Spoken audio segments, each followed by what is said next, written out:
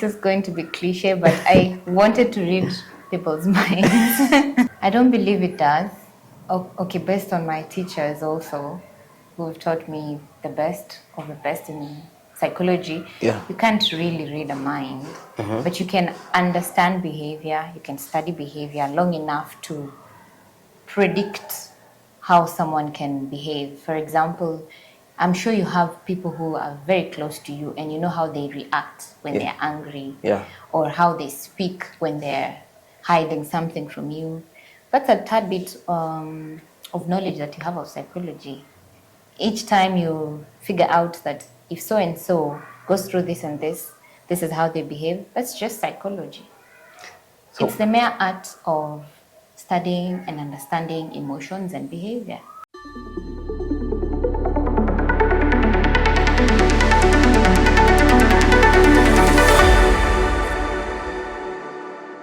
Hello everyone and welcome to another episode of Financially Rewired podcast. This is the podcast that helps you shift your mindset, think outside the box and build that figure or that person that you want to build for you to achieve success, greatness and fulfillment in your life. My name is Mobali Derek and I'm your host. Now for this episode today, I'm joined by someone who truly understands the power of the mind. Before we began this, I was trying to get to understand if truly there is mind reading, and she'll tell us about that because while I was coming up with this episode, someone told me there is something that someone can read someone's mind. But anyway, my guest for this episode goes by the name Liz. I don't know if that's her full name, but she'll introduce herself. And she is a psychologist, deeply passionate about emotional wellness, mindset transformation, and all that. Basically, I've been having how do you call it? I think it's a negative or it's a bad thing about psychology, whereby I believe psychologists can read the mind of a person. But today we'll get to understand that. So for this episode today, just get comfortable, open your mind, and let's rewire your brain from inside out. Because today we're going to understand the relationship between the brain, success, and money. Ready to dive in? Let's get started. Liz, welcome to the podcast. Thank you for having me. Let's first begin here before we get into introducing yourself. The concept of mind reading. Does it exist? I don't believe it does. Okay, based on my teachers also, who have taught me the best of the best in psychology. You can't really read a mind, but you can understand behavior, you can study behavior long enough to predict how someone can behave. For example, I'm sure you have people who are very close to you and you know how they react when they're angry, or how they speak when they're hiding something from you. That's a tad bit of knowledge that you have of psychology. Each time you figure out that if so and so goes through this and this is how they behave, that's just psychology. So, it's the mere art of studying and understanding emotions and behavior. Oh, wow. Yeah. So, psychology is totally different from mind reading, if you can say. It's not mind reading per se, it's understanding behavior. Also, psychology deals with understanding behavior. And feelings, yeah. So, from behavior, you can be able to predict. Oh, wow. Not read. Oh, at least now I get a clear difference between the two, because most of us just live with that perception that anyone who has done psychology is able to read your mind, is able to come up with things about you. We get that a lot. And literally sometimes we even fear sitting around psychologists. Yeah, we get that a lot. Oh, wow. So for our audience who are meeting you for the very first time, how will you describe yourself in a few words? Well, I go by the name of Muiruri Elizabeth Wanjiku. I am a psychologist. I'd like to call myself a mental health advocate rather than a psychologist. Okay. I think that's a bit toned. And I'm also an environmental advocate or a community advocate. And I also do many things on matters of community-based organizations. My main aim is to help people or support people understand their emotions, their power, and support them towards reaching the betterment of themselves. So what inspired you to get into the path of psychology? and mental health? This is going to be cliche, but I wanted to read people's minds. I wanted to know what goes through the mind of a person when they do one thing or the other. Okay. I would ask myself, someone would do anything to me and I would be like, what were they thinking? What was going through their mind? It always intrigued me. And I always wanted to know what people were thinking or why they would act a certain way. So when I got my results, I was like, okay, so we're not doing media. I wanted to do media initially. Oh, wow. Yeah, I wanted to do, what is it called? Mass communication. Mass communication. And I wanted it to be at either Riara or, I don't know, I don't remember the other university that is very good at mass communication actually. But then when I got my results and I was like, wait a minute, there's a chance to study how I can actually read people. And why not? I went for it. At what age did you get the desire to read people's minds? Ever since I was young, because I'm born from a family of 5. I was the last born, and there's quite a gap between me and my sibling, the one who goes before me, our 4th born. Yeah. So mostly I was left to myself. And mimi ni mtoto wa geti kali, so there wasn't much permission to go play with friends. So I was left to my mind a lot of the times. And I was good with people. I say I've been good with people for a very long time. I've always wanted to talk to people. I'm very charismatic, I'd say. Yeah. And I'm a choleric and all that. So I've always wanted to talk to people, know people, understand people. Yeah, each time I had my siblings would come home, I was so happy. I wanted to know what's happening to you, what's been happening to you. Yeah, stuff like that. So I think I built it from that. From your knowledge and background as a psychologist, what role does self-awareness? Actually, first, let's define self-awareness, and then the role that this self-awareness plays on how people show up in their careers and even in their financial aspect of lives. Self-awareness, I'd like to believe, is fully understanding what you believe in. What is it that Derek, for example, believes in? Yeah. What is it that drives you, your passions, your motivations to life? Knowing that these are my triggers to not being my full self. Yeah. And knowing that these are my motivations to being my full potential. What drives you and thrives you? And I believe all this build us as human beings in general, and even in creating our best selves. For example, if you're triggered by people who always maybe have joy in bringing others down, and you get a friend that you really like, but they bring others down, there is a part of you that friend will make reduce in you little by little before you even know it. And if you thrive in having maybe conversations like I do, then having more intelligent conversations with people, you find creates more ideas in you. You find yourself speaking to these people about things that stay more in your head than more. You speak more about it, and you find yourself thriving more in discussing such topics. And maybe these people also motivate you in finding ways that you can actualize those ideas. I believe that's how we thrive as humans in all areas: friendships, relationships, finances, emotions. All base. So, in a layman's terms, or in a layman's language, what is self-awareness? Kujijua mse. Kujijua, kujitambua.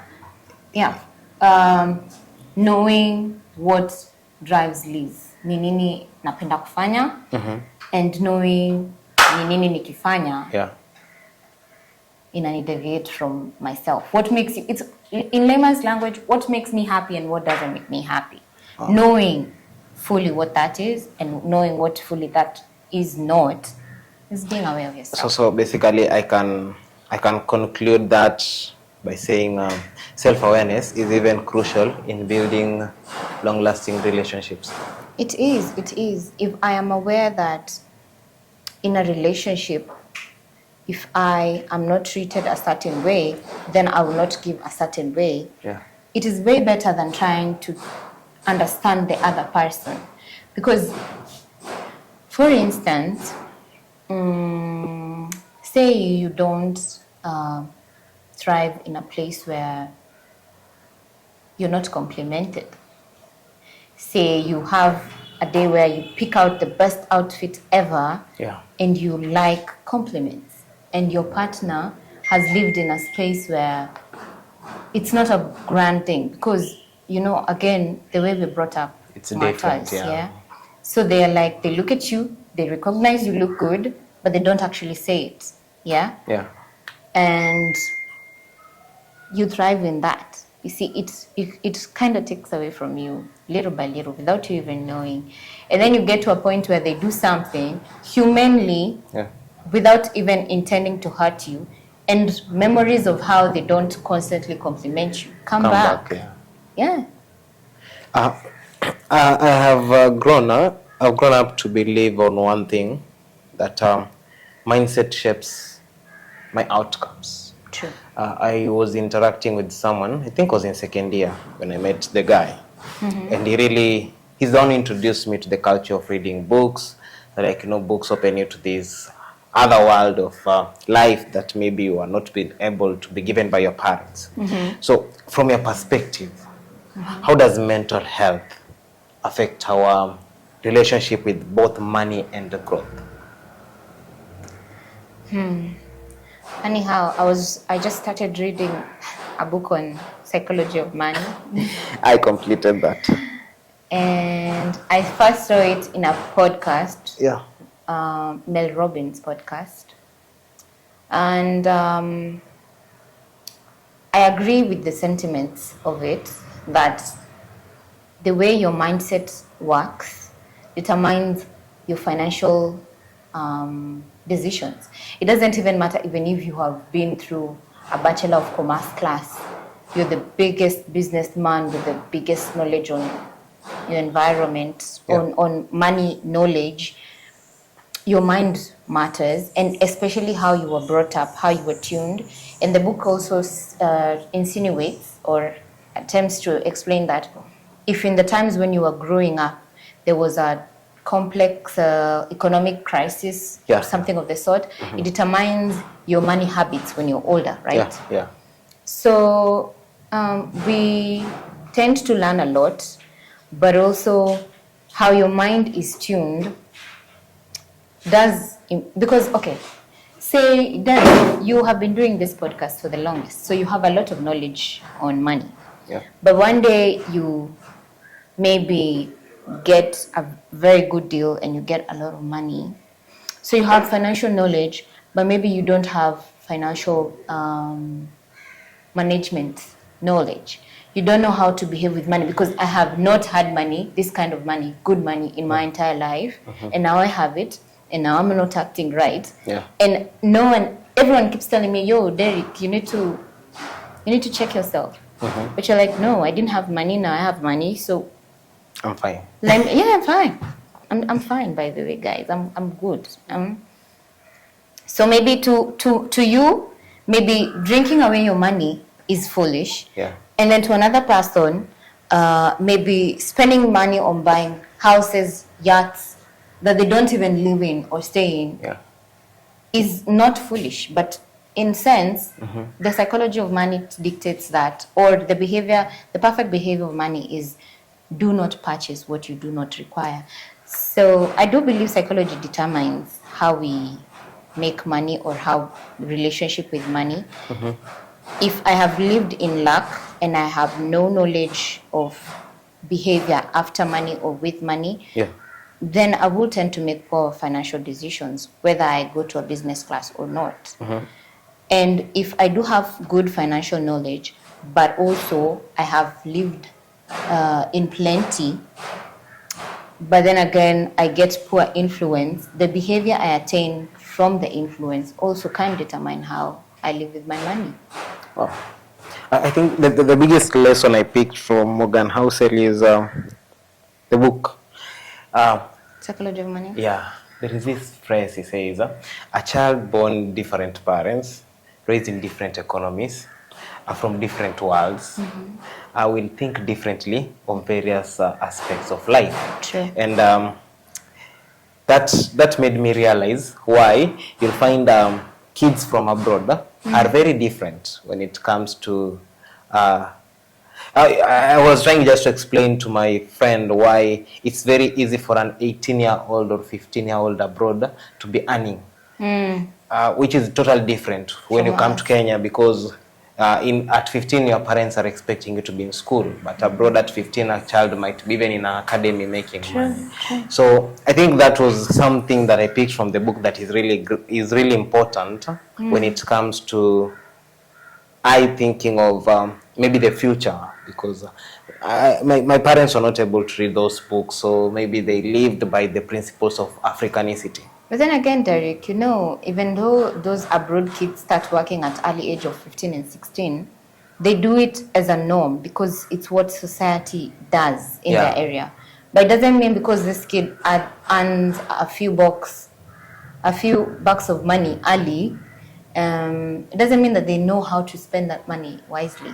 You can start earning at 20 and have better financial behaviors than that kid who started working early and was exposed to money early.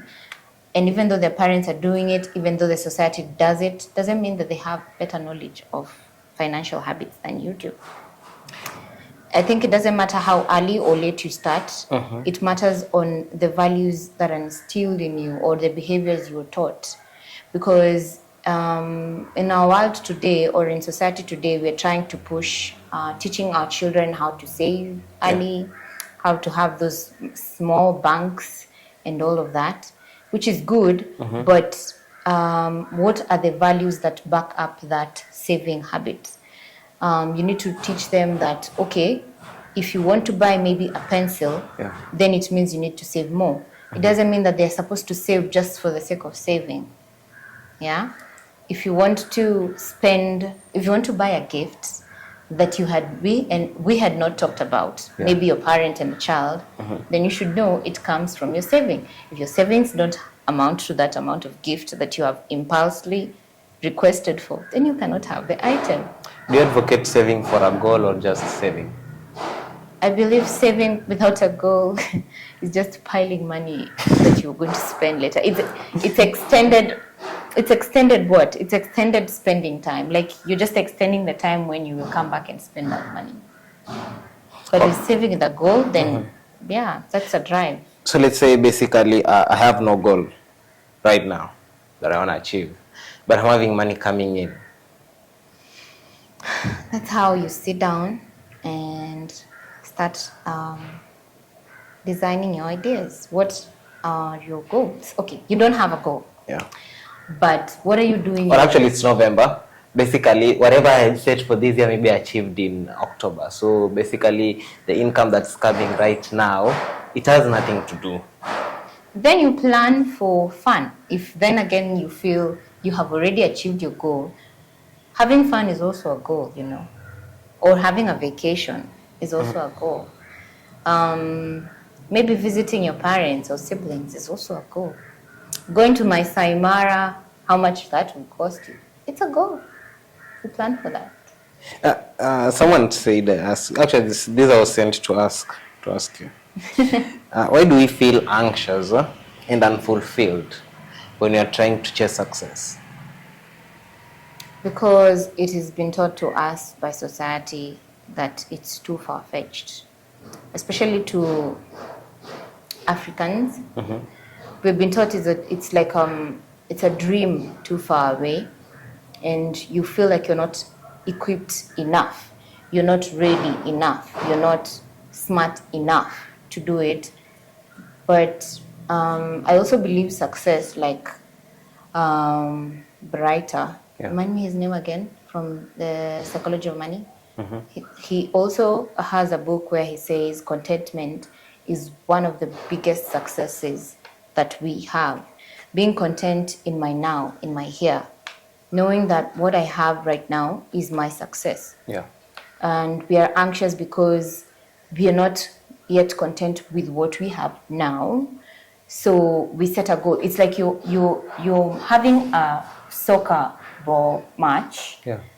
and the goalpost is here. But then you tell yourself, no, the goalpost is too near. Let's pick it up and move it further. Each time you're about to score, you're like, no, pause. Let's take the goalpost again. Let's move it further. So each time you achieve something, you feel, no, It's not. I am not celebrating this. Yeah. Let me move my goal further. And I think when you complete the book, somewhere near the end of the book, he says the biggest challenge about finances that we have as human beings is when to know to keep the goalpost from moving. Yeah, it's a big challenge in so many things of life. Let's say I believe in the ideology that how I think of myself is how I am. True. Someone was asking me, how do I start, or any practical step that you give people that you talk to on how they can start rethinking about themselves? Now you start seeing yourself as someone who is able to achieve whatever you want to achieve in life and more.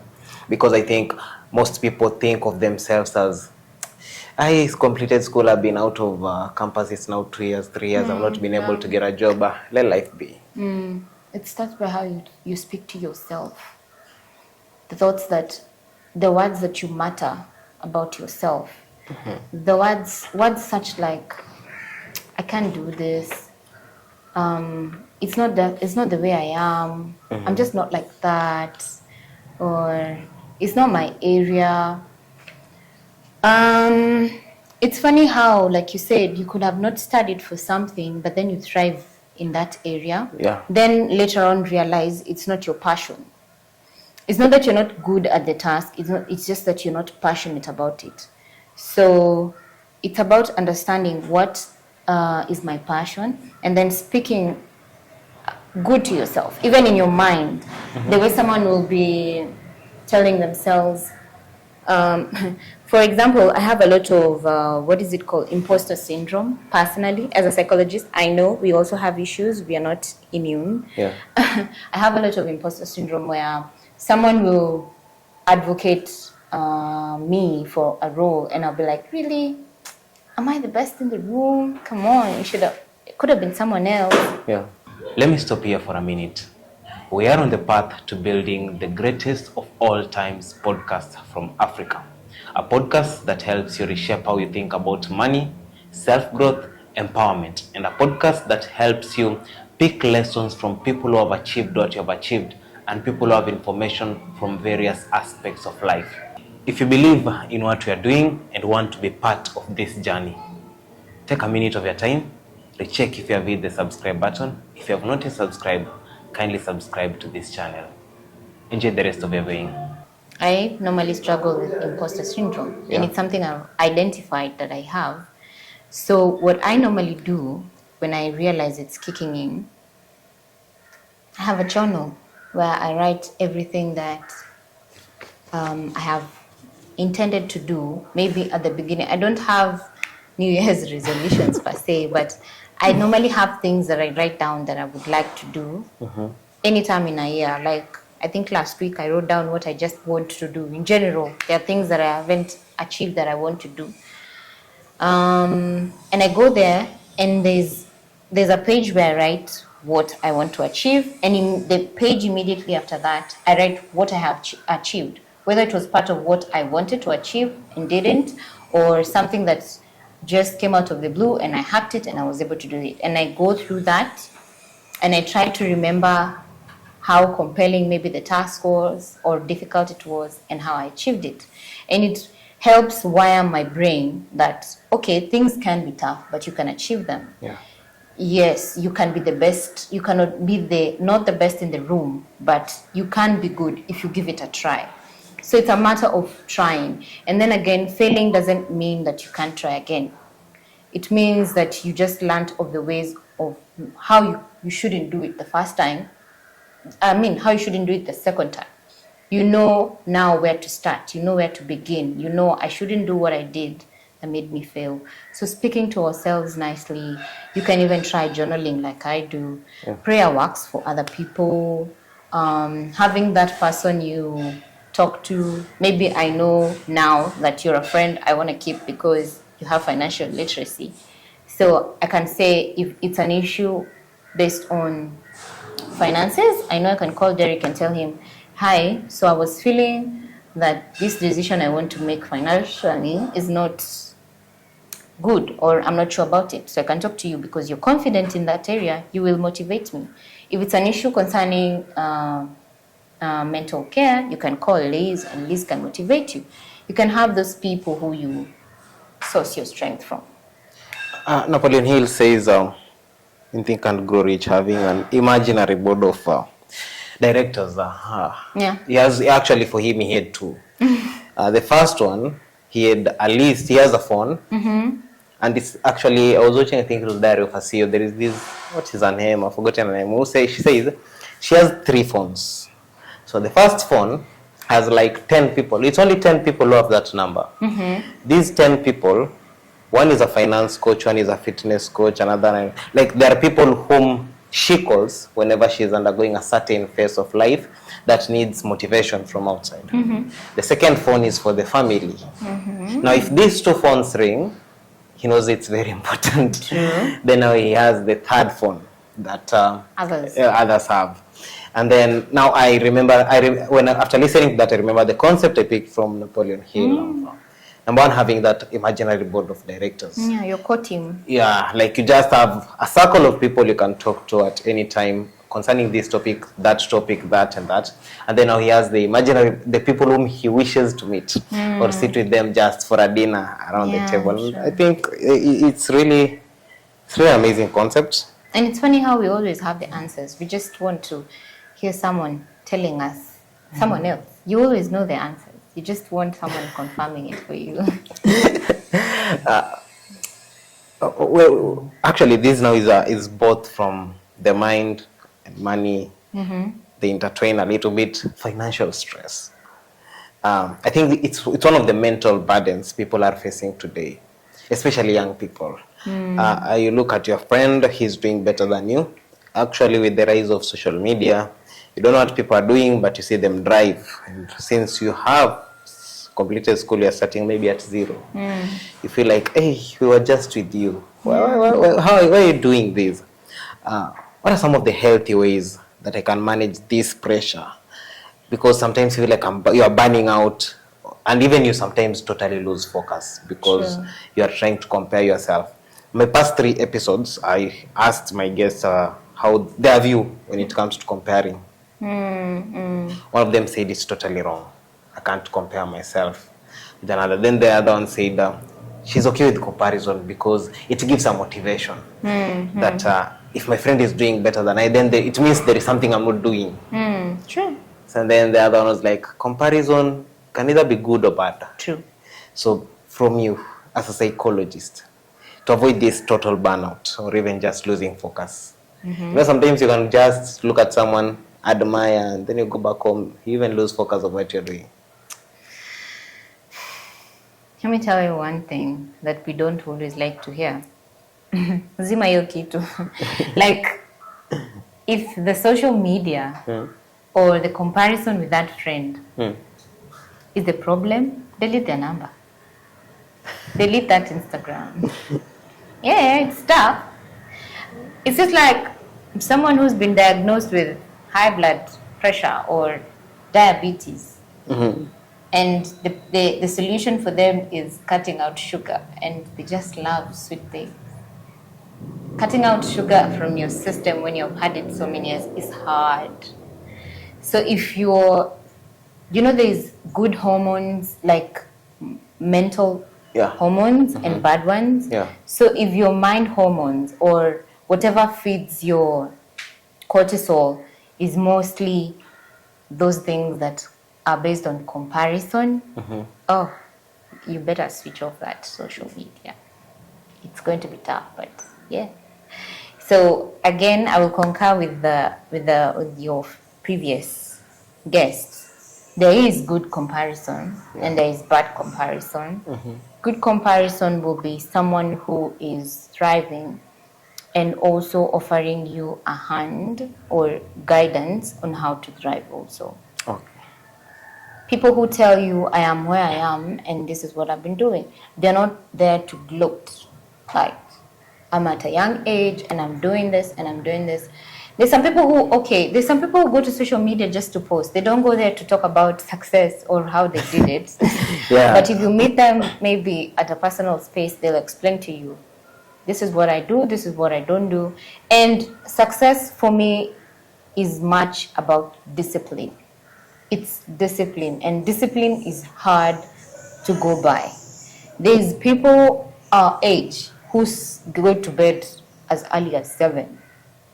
And it's an everyday thing. Like, if you call me past 7, I'm sorry, you won't find me. There's people who thrive by maybe they save, whether that day they are able to meet a specific deadline or something else. If it's not important, if they can't live with that thing, they don't care. Saving is much important to them. It's discipline on what drives you. And comparison that is not healthy is where people constantly tell you how bad you are, how you're not thriving, how you're foolish for not having maybe reached where they have reached, or they bring you down about it. Now, those are people who you should not be comparing yourselves with. Or if it is finding out my following is full of people who I watch, but they do not feed me. Because there was this argument that if you go to TikTok to scroll, then you should delete your TikTok. But if you go to TikTok and go to your search bar to look for something, then now you know how to use TikTok. If you're going to TikTok to maybe say best places in Kilifi or financial advice or relationship advice, then that's how you use your TikTok. Okay. If your Instagram following is full of people who you just watch, they're showing you the lavish life. There's no one who is really impacting you or advising you. Then you're doing it all wrong. Even your social circle, it's the same. If you have that one friend when ukipatana naye tu hivi, unajua atakwambia, unajua nani alifanya nini? Or do you know of someone who has gained $1 million and they keep telling you about other people's business, but they're not really adding into you, then cut them off. Do you think we can outgrow our friends? Yes, we can. Actually, we should. When you outgrow one, do you cut them off or do you? I don't believe in cutting people off per se. I give people space. I call it giving them space. For example, if you and I don't agree, you're not someone who I will frequent around. I do not, or maybe if I have bad blood with someone, I make it a point to ensure that the person knows. So your behavior in 1 or 2, 3 ways doesn't align with mine. And so, this and this is the way that, if one thing society has taught us is not to speak up, like, you don't align, understanding boundaries is understanding that you should speak up and tell someone, so I don't agree with you with ABCD. So you want to conform because you don't want to be seen as the person who is always, when mtiaji or unaambia watu Kenya wafaa kufanya wafai kufanya. No. It's your life, and you're living this life with these other people. So for me, I keep a healthy distance. I do not dwell on the indifferences. I dwell on my path and yours we're not building each other. So if I stay around you, I won't build you, and you won't build me. So I find another person maybe, or another way, or I thrive on the people who help me thrive too. I think it's not easy, but in your own life, personally, how do you stay grounded and maintain the clarity when it comes to work, to everything around you? Okay, no man is perfect. Sometimes you get swayed out. Sure. But there are those people who get swayed away and then they automatically come back. Then there are those who get swayed away, they'll take a while to realize, oh, I lost track of what I'm doing. True. Are there practices that you recommend maybe to people that if you want to stay focused without getting overwhelmed, this is what you should do? I think planning just stays right above it. Just like I said, having a meeting with yourself constantly, how you speak to yourself in your mind, and also putting that to writing, because they say paper doesn't forget. So for me, I'd say it's writing it down. You can't really get on track with it as fast. I can't advise you and tell you you'll be good at journaling this year if you haven't done it before, or it's not something you're interested in. Yeah. Some people just hate writing. You ever been in group work and you tell someone to write and they look at you like, who told you I like writing? no, I'm not doing that. Yeah. So some people don't like writing. So you can also use we have digital system these days. You can do voice notes on your phone. Early in the morning before you wake up, you can decide, if my grounding is my faith, maybe you can decide, I'll read a verse today, and from that verse, I'll think of what I want to do today in my life, and I'll work with that. So for me, journaling works. My faith also grounds me, helps me remember to balance between my work life, my wants and my dislikes. I also thrive on good vibes. On the days when I feel the lowest, I refuse completely to do things that will sink me more into that. So I don't listen to music that is in any way boring. So literally, I will listen to the loudest, best, softest, most encouraging music ever. What else grounds me? I'm a mom of two, so my kids, they bring me back into it. But for people out there, I'd say try journaling or try voice notes. There's this function in your WhatsApp where you text yourself. Tell yourself you look good today. Even though you're in a towel, you still look good in that towel before you go to take a shower. Tell yourself, look at me, I'm alive. I am alive. I'm alive.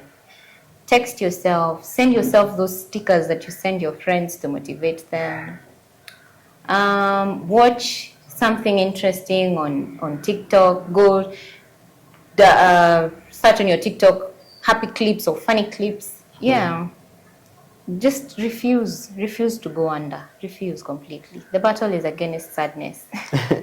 As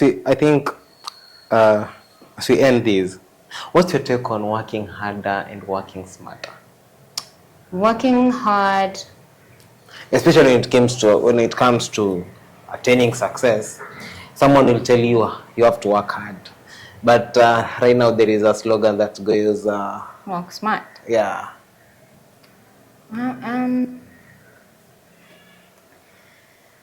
Okay.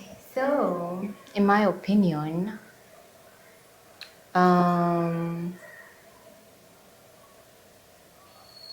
I believe just work on what you're passionate about, and then find ways to make that monetize your passion. Wow. Monetize your passion.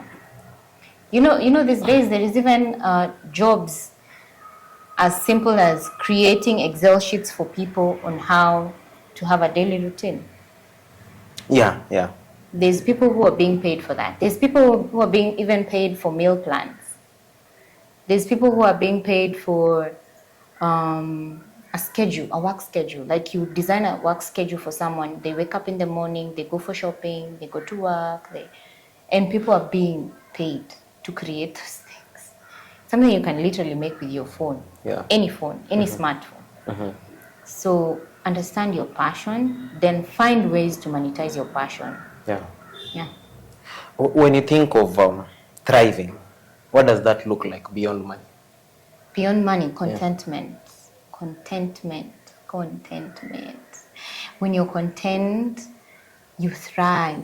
You bloom so much. Like when you are content, even a person who is going through the toughest time in their life, and they decide, you know what, I will not dwell in the puddle that I am seated in. I will understand, okay, I am down right now, but I want to pull myself up. Yeah. So they're content with the fact that, okay, I have been thrown back and forth, I am up and down, I am rock bottom, but it's not where I have been before. Yeah. I can get out of it. I can work through it. And you make it your passion to get yourself out of the. There's people who literally dwell in getting themselves out of trouble. They find every day as a method of, today I'm getting myself out of trouble, out of this day. Like, when I get to tomorrow, then I have won. Oh. Yeah. Then you thrive. You're content with what you have. They say, I'm sorry, I'll use the Bible, but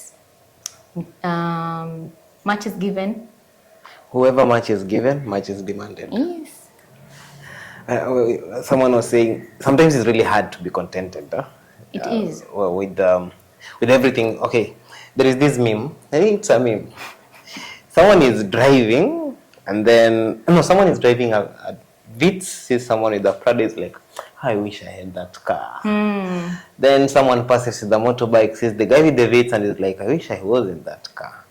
Then someone passes with the bicycle, sees the person with the motorbike, And they want the motorbike. so sometimes it's hard to feel that contentment. Again, we go back to the goalpost. And I think the moving of the goalpost is always affected. I think it's also affected by the people we have around ourselves. And also not celebrating the goal itself. So your goalpost is here, you score a goal, celebrate that first. Celebrate it. If you didn't have, for example, for me, when I am out maybe of clients for a while, and then maybe I get a job, even if it doesn't really mean an area where I'm good at, I celebrate that. I celebrate it greatly because for me, interacting with people makes me happy. Yeah. So I celebrate interactions. I celebrate that I can impact someone. Doesn't really have to bring me monetary value, but the fact that I know more than what I knew if I sat in my house, I thrive in that. Wow. Lastly, if you could just give an advice, one piece of advice to someone to build self-awareness, to strengthen their mindset, to attract financial growth, what would you give?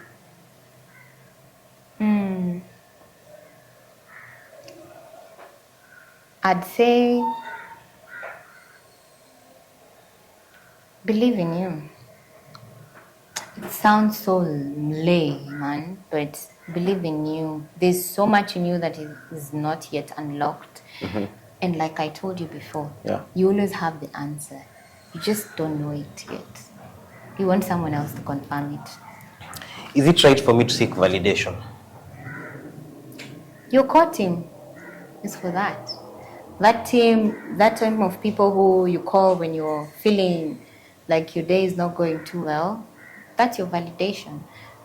As long as you're not seeking validation from someone who you know tomorrow will remind you of how you wanted validation yesterday, or they do not hold it up to your head like a gun, then you're good. I think we'll have that conversation another time. On whether I need therapy or it's just a break I need. Yeah, because I usually find it so hard to open up to people. Because I once did, and it never ended how I wanted or I expected. And most people don't want to talk about it, especially we. Yeah, most people don't want to talk about themselves. They want to hear about others. No, it's not even about hearing about others. It's about, okay, you see the concept of a man is usually strong. You shouldn't speak of weakness. Yeah, so at some point I was in a place of, what do you call it? Mental breakdown. Yeah. Things were not, so I had someone I trusted for around 3 years. So I was like, okay, fine, let me try opening up. And it ended, after a week I had the story with someone else and someone else. And it broke you. Yeah, so sometimes it's just hard. Not for me. I've also met people who have told me the same thing, and I relate to the same place I was, that it's really hard to sometimes open up. Open up. Yeah. If I was in the position where I was giving you advice, if it has happened to you in that nature and you feel like you can never ever put yourself in that position again, maybe you need to start by telling it to yourself first, writing it down. Because we are called first to speak to self. So something hurt me. Yeah. I need to write it down and speak it to myself. Like, it's as though you're telling yourself a story about someone you don't know, but you're the one telling the story. So maybe you can, some people literally recite it. You can write it down also. You can tell ChatGPT and Actually, ChatGPT is the and greatest. he'll respond, or she, in your opinion. Yeah. And if you feel that is not enough, then if you don't want to maybe seek professional help, then you can tell it to your friend, but not in a way that they decide it's you. Yeah. Wow. They don't have to discern it's you. Okay. And I think up to that point, from this conversation today, I have learned a lot. And every day is a growth day. So if you have watched this edition to this far, don't forget to hit the subscribe button. Also leave us a comment in the comment section of your thoughts when it comes to things to do with the mind. I've tried to relate the mind and money and self-growth and all that. But I'll invite her once again. We talk about therapy because it's something that people talk about, meditation and all that. So we will try to break it down more even. And up to that point, my name is Muiruri, and my guest has been Muiruri Elizabeth. Have a nice time.